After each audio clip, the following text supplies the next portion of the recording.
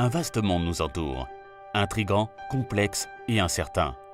Confrontant l'homme à ses choix, grâce à son instinct, il a su relever les défis de son temps. Un nouveau monde vous attend. Faites-en partie avec Active Trades.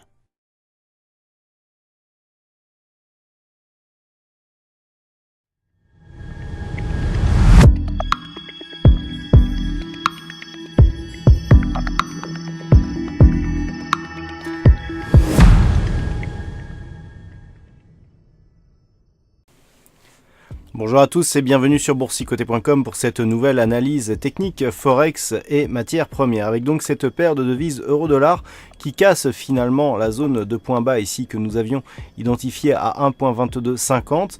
On casse aussi le précédent point bas ici significatif pour s'inscrire dans un mouvement baissier dont l'objectif paraît être la zone ici des 1.2160. Donc pour l'instant on est toujours dans un range d'évolution donc de la tendance moyen terme, mais le petit range ici qui s'était défini sur la tendance court terme est en train de casser par le bas. Donc il faut bien se rappeler que le contexte ici de la paire de devises euro-dollar est un contexte de phase d'évolution neutre après une évolution haussière. La rupture ici de ce niveau des 1.2160 pourrait donner un signal de retournement de la dynamique moyen terme.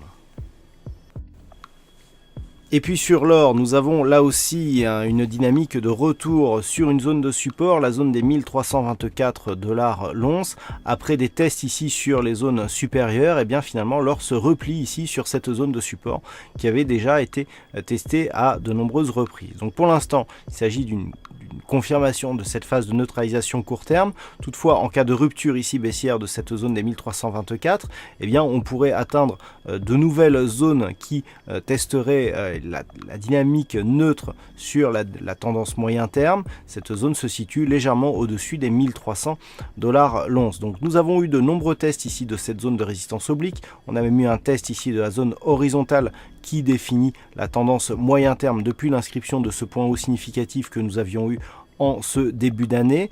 En cas de rupture des 1324, on voit bien ici que c'est la zone ici des 1300 $ l'once qui pourrait être testée, mais pour l'instant ça reste neutre ici dans cette configuration court et moyen terme.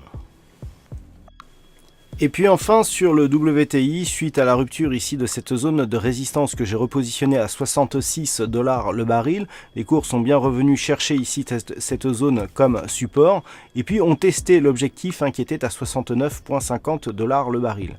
Nous avions dans un premier temps eu un test ici de la moyenne mobile 20 exponentielle et puis après un autre test, cette fois-ci de la moyenne mobile 50 arithmétique, il semblerait que les cours remontent ici puisque la zone intermédiaire ici des 68,50 $ le baril a été cassée à la hausse.